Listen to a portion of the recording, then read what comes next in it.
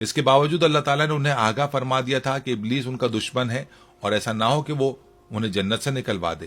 سورہ طٰہٰ آیت 117۔ میں ان کے دلوں میں وسوسہ ڈالنے میں کامیاب ہو ہی گیا۔ میں نے ان سے کہا کہ اے آدم، کیا میں تمہیں دائمی زندگی کا درخت اور بادشاہت بتلاؤں کہ جو کبھی پرانی نہ ہو؟ پھر ان دونوں نے اس درخت سے کھایا، تب ان کے سطر کھل گئے اور اپنے اوپر جنت کے پتے چپکانے لگے۔ اب سوال پیدا یہ ہوتا ہے کہ وہ درخت کون سا تھا؟ کسی نے گندم کا درخت کہا کہ کوئی انگور بتلاتا ہے، تو کسی نے زیتون اور کھجور کی طرف اشارہ کیا ہے، لیکن اللہ عز و جل نے اس درخت کا نام مبہم رکھا کہ اگر اس کے ذکر میں کوئی مصلحت یا فائدہ ہوتا تو نام ضرور بتا دیا جاتا۔ مجھے اس بات کی خوشی تھی کہ میں بی بی حوا کے ذریعے حضرت آدم علیہ السلام کو بہکانے میں کامیاب ہو گیا تھا، لیکن اس کامیابی کے بعد مجھ پر شدید گھبراہٹ طاری تھی، کیونکہ اللہ تعالیٰ کا ایک نام قہار بھی ہے۔ چنانچہ میں فوری طور پر زمین کی طرف بھاگا۔ عموماً فرشتوں کے 2 پر ہوتے ہیں، لیکن اللہ کا مجھ پر بڑا احسان و کرم تھا کہ مجھے 4 پروں والا بنایا، جس سے مجھے ہر جگہ جانے میں بہت آسانی ہو جاتی تھی۔ علامہ ابن کثیر نے 4 پروں والی انفرادیت کا قصص الانبیاء میں ذکر کیا ہے۔ بعد ازاں اللہ تعالیٰ نے حوا اور حضرت آدم علیہ السلام کو معاف فرما کر ایک خاص مدت تک کے لیے دنیا کی طرف روانہ کر دیا۔ اللہ تعالیٰ نے میرے جنت سے نکالے جانے اور آدم کے اس قصے کو قرآن کریم میں 7 سورتوں، سورہ بقرہ، سورہ اعراف، سورہ حجر، سورہ بنی اسرائیل، سورہ کہف، سورہ طٰہٰ اور سورہ سعد میں تفصیل سے بیان فرمایا ہے۔ میری اس پہلی کامیابی نے مجھے ابلیس سے شیطان بنا دیا اور میں لعنت اللہ علی شیاطینہم قرار دے دیا گیا۔ دنیا میں آدم اور حوا کے ملاپ کے بعد اللہ نے انہیں اولاد کثیر سے نوازا۔ ایک جوڑا صبح پیدا ہوتا اور ایک شام کو۔ صبح والے جوڑے سے شام والے جوڑے کی شادی کر دی جاتی۔ اسی طرح ایک دن صبح قابیل اور اس کی بہن عقلیمہ پیدا ہوئی، جبکہ شام کو حابیل اور اس کی بہن یہودا پیدا ہوئی۔ قانون قدرت کے مطابق قابیل کی شادی یہودا سے اور حابیل کی شادی عقلیمہ سے ہونا تھی۔ عقلیمہ نہایت حسین و خوبصورت تھی، جبکہ یہودا بد شکل۔ قابیل نے یہودا سے شادی کرنے سے انکار کر دیا اور وہ اپنی بہن عقلیمہ سے شادی کرنا چاہتا تھا۔ حضرت آدم نے دونوں بیٹوں سے کہا کہ تم دونوں اللہ کی راہ میں قربانی دو، جس کی قربانی قبول ہو جائے گی اس کے ساتھ عقلیمہ کی شادی کر دی جائے گی۔ چونکہ حابیل حق پر تھا، لہٰذا اس کی قربانی قبول کر لی گئی۔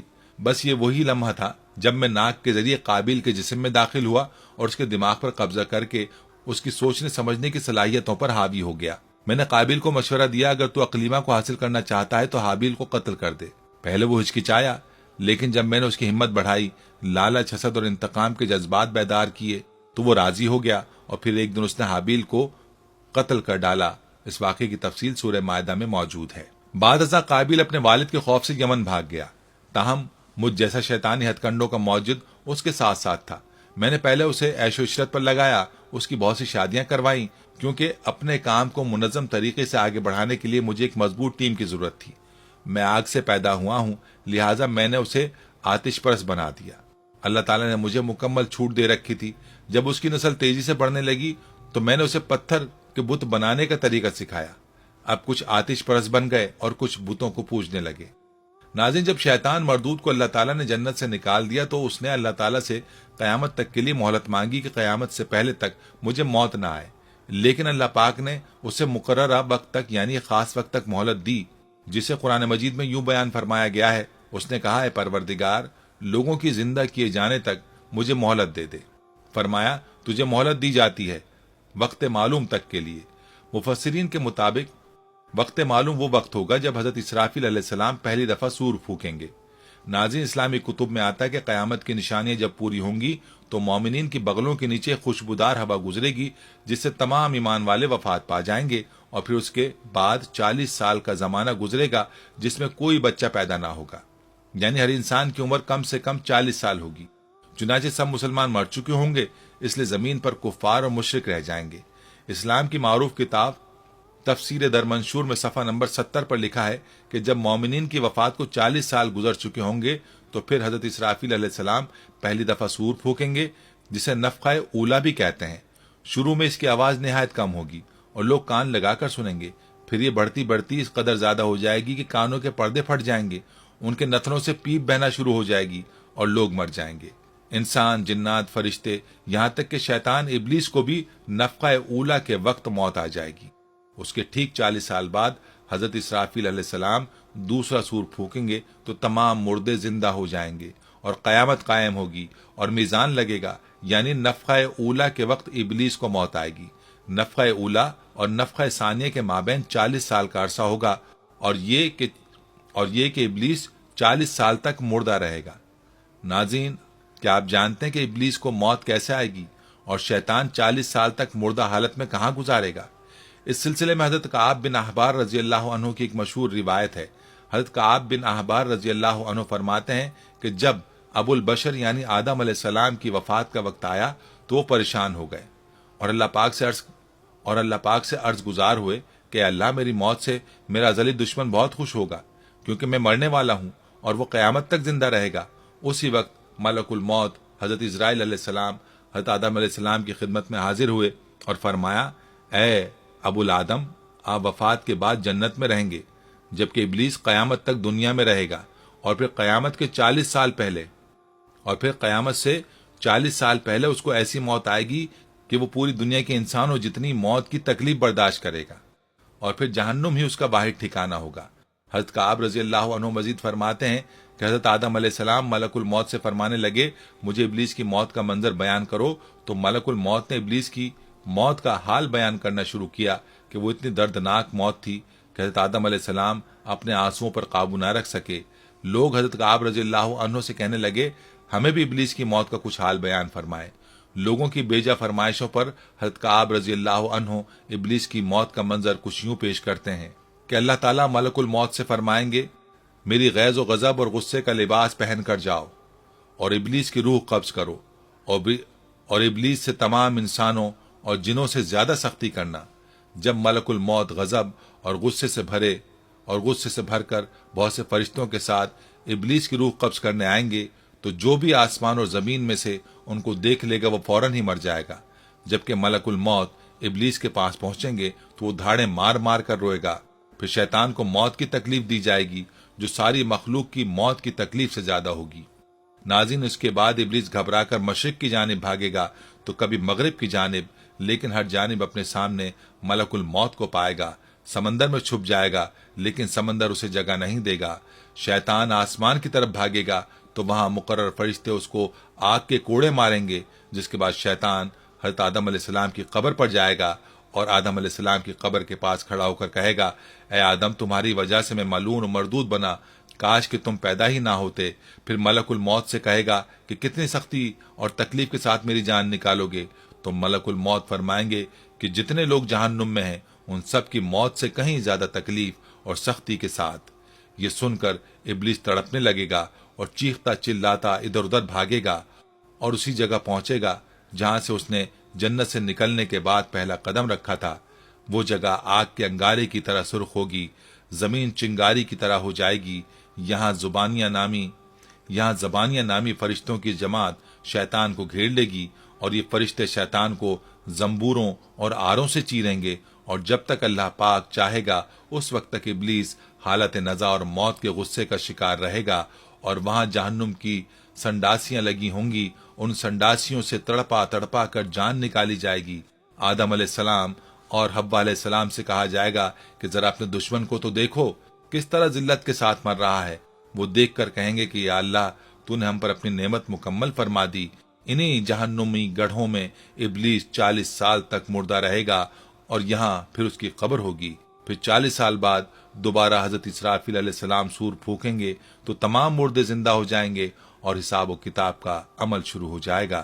ناظرین، بے شک اس دنیا کی ہر شے فنا ہونے والی ہے، اور اگر کسی کو دوام ہے تو وہ صرف اور صرف اللہ پاک کی ذات بابرکت ہی ہے۔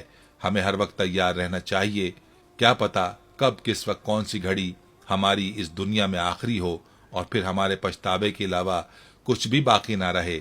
لیکن اس بات کو بہت پچھتاوے اور دکھ کے ساتھ کہنا پڑتا ہے کہ ہم ہمارے پیارے نبی حضرت محمد مصطفیٰ صلی اللہ علیہ وآلہ وسلم کی امت میں سے ہیں، اور ہم اپنے لیے خوش قسمتی سمجھتے ہیں، لیکن ہم سب کو اپنے گریبان میں جھانکنے کی ضرورت ہے، اپنا تجزیہ کرنے کی ضرورت ہے، اپنا احتساب کرنے کی ضرورت ہے کہ ہم نبی پاک صلی اللہ علیہ وآلہ وسلم کی کتنی تعلیمات پر عمل کرتے ہیں، قرآن پر کتنا عمل کرتے ہیں۔ رات کو سونے سے پہلے تھوڑی دیر کے لیے اپنا احتساب کر لیا کیجئے کہ آج صبح سے لے کر شام تک میں نے اللہ تعالیٰ کی کتنی نافرمانیاں کی ہیں اور کتنی فرمانبرداری کی ہے۔ اس بات کا عہد کر لیا کریں۔ जो आज के दिन मुझसे कोताहियां हुई हैं वो कल से नहीं होंगी इंशाअल्लाह। वो दिन दूर नहीं कि जब आपकी जिंदगी बदल जाएगी और आप दीन हक की राह पर चल पड़ेंगे। आखिर में हमारी दुआ है कि अल्लाह पाक हम सब मुसलमानों को दीन इस्लाम पर चलने वाला बनाए और हमारा खात्मा दीन हक पर हो, आमीन। नाज़रीन, ये थी हमारी आज की वीडियो। हम उम्मीद करते हैं कि आपको हमारी आज की ये वीडियो जरूर पसंद आई होगी। अगर आपको हमारी आज की ये वीडियो पसंद आई है तो आपसे गुजारिश करते हैं कि आप हमारे चैनल को जरूर सब्सक्राइब कर लें और साथ ही लगे बेल के बटन को भी प्रेस कर लें ताकि आपके पास हमारी आने वाली मजीद मालूमाती वीडियोस का नोटिफिकेशन बर वक्त मिलता रहे। सब्सक्राइब के साथ साथ हमारी वीडियोस को लाइक भी करें और अपनी कीमती राय का इजहार कमेंट्स में जरूर करें। कमेंट्स में आप अपने सवालात भी हम तक पहुंचा सकते हैं। अल्लाह ताला आपको अपने हिफ्ज़-ओ-मान में रखे, आमीन।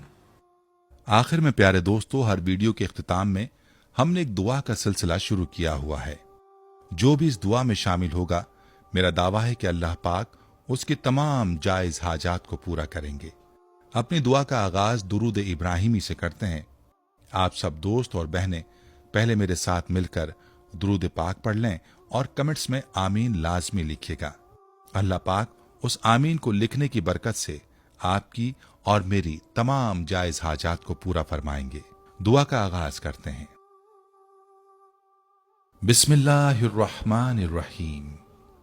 अल्लाहुम्मा सल्ली अला मुहम्मदिन व अला आलि मुहम्मदिन कमा सल्लैता अला इब्राहीम व अला आलि इब्राहीम इन्नका हमीदुम मजीद। अल्लाहुम्मा बारिक अला मुहम्मदिन व अला आलि मुहम्मदिन कमा बारकता अला इब्राहीम व अला आलि इब्राहीम इन्नका हमीदुम मजीद। तमाम हम्द व सना रब्बे जुल जलाल के लिए हैं, जिसकी रहमत से नाउमीदी नहीं, जिसकी नेमतों से दामन खाली नहीं, जिसकी मगफिरत से मायूसी नहीं और जिसकी रहमतों का फैजान कभी नहीं रुकता। ऐ अल्लाह पाक, ऐ अल्लाह तू पाक है, तेरा शुक्र अदा करते हैं इस इकरार के साथ कि तेरे सिवा कोई माबूद नहीं, तू सबसे बड़ा है, तेरा कोई शरीक नहीं और ना ही कोई हमसर है। जमीन और आसमान पर जितने भी मखलूकात हैं, तू सबका मालिक है और तू ही सबका पालने वाला है। ऐ अल्लाह पाक, बिलाशुबा तू हमसे मोहब्बत करता है। यही वजह है कि तूने हमें ईमान की दौलत से नवाजा और हमें अपने महबूब सल्लल्लाहु अलैहि वसल्लम का उम्मती बनाया। या अल्लाह, अपने प्यारे हबीब पाक सल्लल्लाहु अलैहि वसल्लम के सदक़े हमारी जिंदगियों को पुरसुकून और आसान बना दे। या इलाही, हम सब के गुनाह मुआफ फरमा दे, हम सबको आबिद और सहर खेस बना दे, हम पर राज़े शौक आश्कार करते, हमें गुलामी मुस्तफ़ा सल्लल्लाहु अलैहि वसल्लम से सरफराज फरमाते, हमारे दिलों की वीरान बस्ती को अपनी रहमत से आबाद करते और हमें उस रास्ते पर हमेशा कायम रख जो नबी पाक सल्लल्लाहु अलैहि वसल्लम ने बतलाया है। या अल्लाह पाक, हम सबको सच्चे दिल से तौबा करने की तौफीक अता फरमा दे। ऐ रब्बे रहीम, हम गुनाहों की दलदल में डूब गए हैं, हम बदकारियों की मस्तियों में गिर पड़े हैं, हम मायूसियों के अंधेरों में भटक रहे हैं, रहमत इलाही से खुद ही रूठ गए हैं। ऐ अल्लाह, हम निदामत के आंसुओं से नाआशना हैं, हम एक सच्ची तौबा के तलबगार हैं। ऐ अल्लाह पाक, अपनी रहमत से हमें वो सच्ची तौबा अता फरमा। ऐ परवरदिगार, हमें हमारे वालिदैन को, हमारे अहल अयाल को, हमारे आबा व अजदाद और हमारी आने वाली नस्लों को अपनी आफियत अता फरमा। हम सबको बेहिसाब रिज़्क़ अता फरमा, हम सबको हासिदों की हसद से बचा। दोनों जहानों के मालिक, जब हम थक जाएं तो हमें आराम पहुंचाना, जब मुश्किलें भर जाएं तो आसानी बन जाना, जब हम कमजोर पड़ जाएं तो हमारी ताकत बन जाना, जब हम दुख और तकलीफ में हों तो हमारा मरहम बन जाना, जब हम मायूस हो जाएं तो हमारा भरोसा और यकीन बन जाना, जब हम भूख से निढाल हो जाएं तो तेरी याद ही हमारी ग़िज़ा बन जाए, जब हर तरफ बेचैनियां भर जाएं तो ऐ पाक परवरदिगार हमारा सुकून बन जाना, जब हमारे अंदर जब हमारे अंदर मायूसी का अंधेरा भरने लगे तो उम्मीद की रोशनी बन जाना। जब हर चीज हमारे लिए नामुमकिन हो जाए तो हर चीज को अपने खास फजलो करम से मुमकिन बना देना। ऐ अर्ज़ो समा के मालिक, तू गफूर है, तू रहीम है, हम सब की तौबा कबूल करना। हमारे सगीरा कबीरा गुनाहों को धो दे, हमारे दिलों को हिदायत अता फरमा, हमारी जुबान को दुरुस्तगी और नरमी अता फरमा। हम सबको गुनाहों से बचा और नेक अमाल करने की तौफीक अता फरमा। ऐ अल्लाह, जिस तरह तू बारिश बरसाकर सूखी जमीन की प्यास बुझाता है, उसी तरह अपनी रहमत से हमारे दिलों को भी सैराब कर दे। बेशक तू बड़ा मेहरबान और निहायत रहम करने वाला है। ऐ परवरदिगार, हम सबको हर उस नेमत से सरफराज फरमा जिसमें हमारे लिए खैर व बरकत हो, इज्जत व वक़ार हो, राहत व सुकून हो, सेहत और तंदुरुस्ती हो, तरक्की हो, खुशहाली हो और दुनिया और आखिरत की भलाई हो। ऐ हमारे अल्लाह, हमारी जिंदगियों को मोहब्बत का उन्मान बना दे कि हम सबसे ज्यादा तुझसे मोहब्बत करें, तुझको फौकियत दें, तेरी इबादत करें, तेरा हुक्म माने, तेरे बताए हुए रास्ते पर चलते रहें यहां तक कि हमारी जिंदगी तमाम हो जाए और तू हमें अपने नूर से ढांप ले। वो नूर जो हमारे सीने को मुनव्वर कर दे, वो नूर जो कब्र को रोशन कर दे, वो नूर जो पुले सिरात पर रोशनी बन जाए। ऐ हमारे रब, हमको भी उन खुश नसीबों में शामिल फरमा जिनकी तौबा तू कबूल करता है, जिनके गुनाहों को तू अपने फजलो करम और रहमत से नेकियों में तब्दील करता है। या अल्लाह, हमारे पास कोई अमल नहीं है, हमें सिर्फ तेरी रहमत का आसरा है। ऐ परवरदिगार, हमें अपनी रहमत में ढांप ले। ऐ बुलंदियों के बादशाह, ऐ रब्बे कायनात, हमारे दिल और हमारे कदम अपनी रजा की तरफ फेर दे।